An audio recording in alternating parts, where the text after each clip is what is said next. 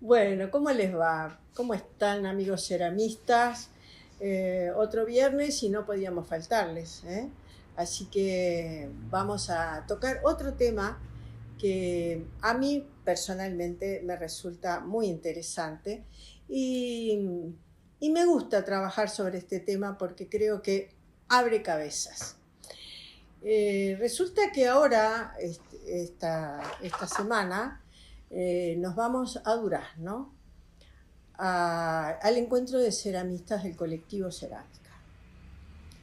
En esa oportunidad voy a hacer una ponencia sobre instalaciones. Yo les he venido hablando ya de varias instalaciones.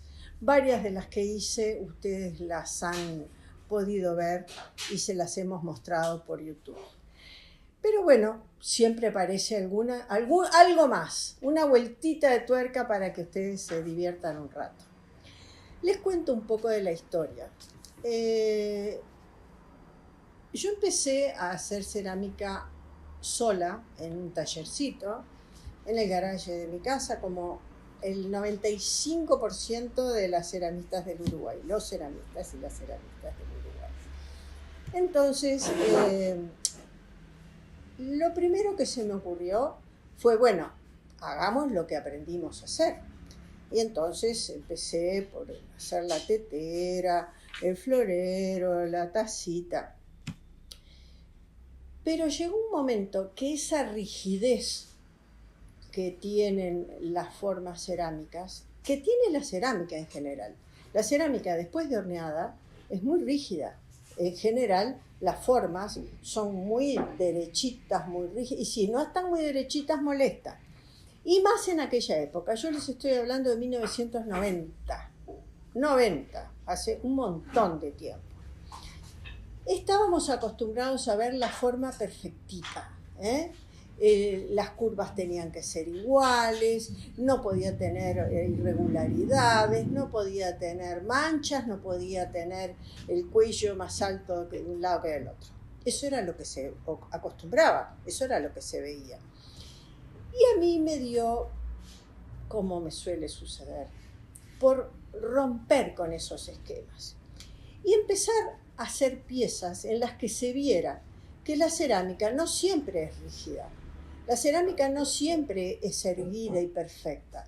Cuando la estamos trabajando al natural, cuando estamos con el barro fresco, blando, tiene mucho movimiento, muchas curvas. Las curvas que son preciosas, las curvas que aparecen cuando estamos haciendo una pieza.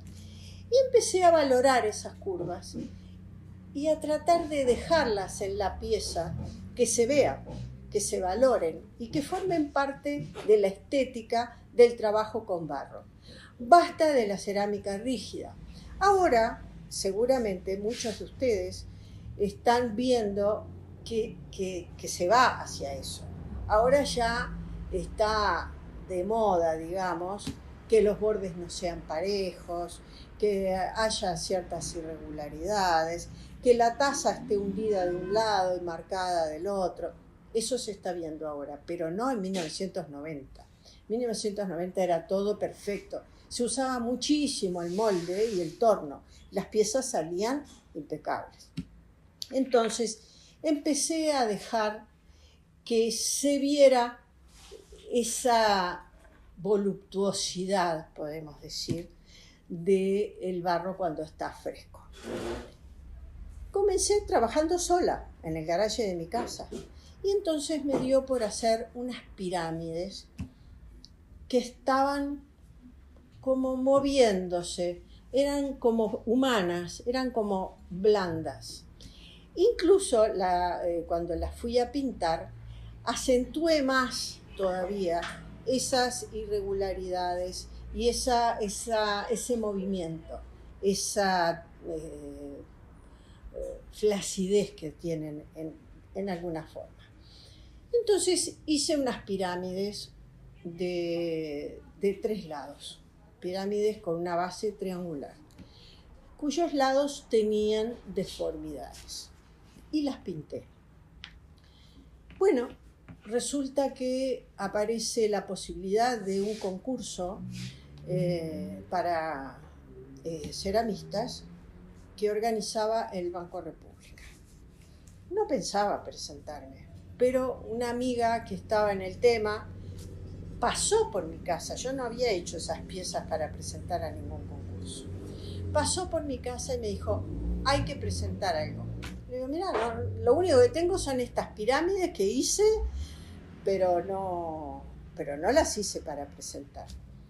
Me dijo, ya mismo me las llevo porque hay que presentarlas, es hoy, hay que llevarlas. Bueno, le digo, dale, vamos. No tenían un nombre, no les había puesto un nombre y era una de las bases, las piezas tenían que ir con un nombre. Entonces, una de ellas, que era como una pirámide blanda, con cierta panza, digamos, se me ocurrió ponerle el nacimiento del faraón. Una locura total, era una locura total. Pero marchó el nacimiento del faraón y, oh sorpresa, salió el primer premio. Yo casi me muero, no podía creerlo. Pero eso fue el puntapié inicial para que yo siguiera trabajando esa estética de las piezas blandas, que estaban embarazadas de amor y con ganas de mostrar sus curvas. Y así hice toda una serie de piezas que ustedes las van a ver, que cada una de ellas mostraba sus debilidades. Tenía su flacidez, tenía su curva, estaba enamorada de la forma y eso me gustó. Entonces hice muchas piezas en esa misma, con ese mismo criterio, con esa misma estética, trabajando diferentes formas, diferentes tamaños. Y bueno, surge ahí la posibilidad de exponer en Galería Latina. Galería Latina en aquella época era lo máximo. Yo no lo podía creer, no estaba en mis planes. Pero bueno, había que armar una exposición en Galería Latina con esas piezas. Me dio mucha fuerza y me tiró para adelante Alicia Haber, a quien admiro, respeto y valoro muchísimo, que era crítica de arte. Ella escribe la presentación para esa exposición y armamos un montaje. Había que hacer, las piezas eran raras, eran cosas muy originales y que la gente no estaba acostumbrada a ver, era algo raro. Entonces teníamos que hacer un montaje de acuerdo a eso. Para eso hicimos todo un trayecto de maderas que lo hicimos con madera de obra, con la madera que se usa para hacer el encofrado. Bueno, con eso armamos una estructura que era un trayecto. La gente iba recorriendo ese trayecto y se iba encontrando con cada una de esas piezas que estaba de alguna manera se había doblado por el dolor, se había doblado por el amor, porque pensaba en alguien o porque estaba herida. Muchas de ellas tenían heridas que yo además se las marcaba más con el color, con las sombras. Para eso utilicé una forma de pintar que nunca había usado antes. Fue un invento para ese momento.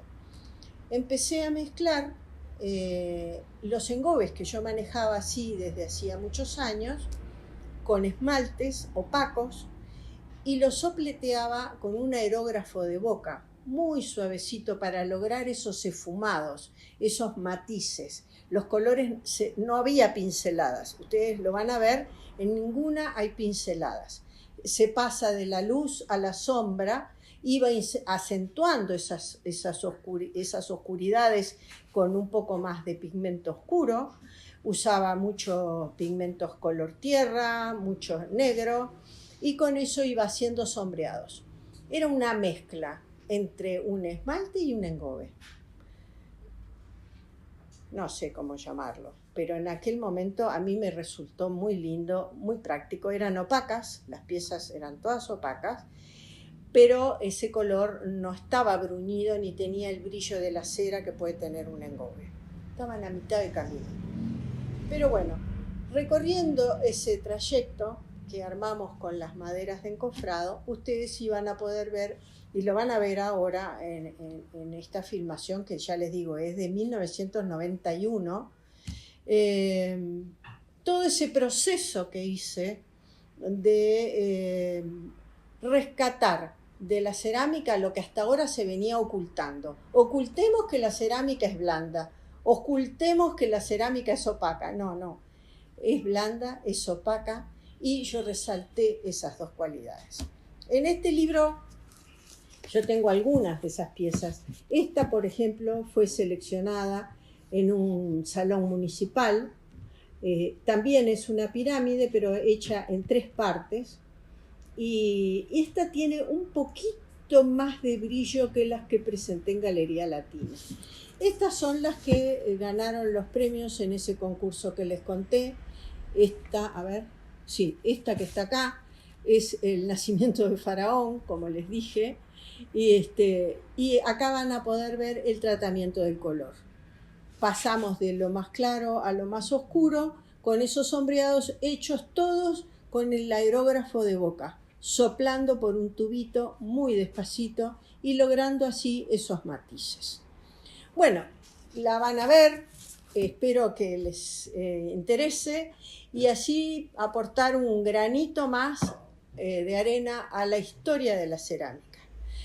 Nos vemos, que lo pasen muy bien y yo me voy a Durazno a hablar de esto, a hablar de instalaciones. Que lo pasen muy bien.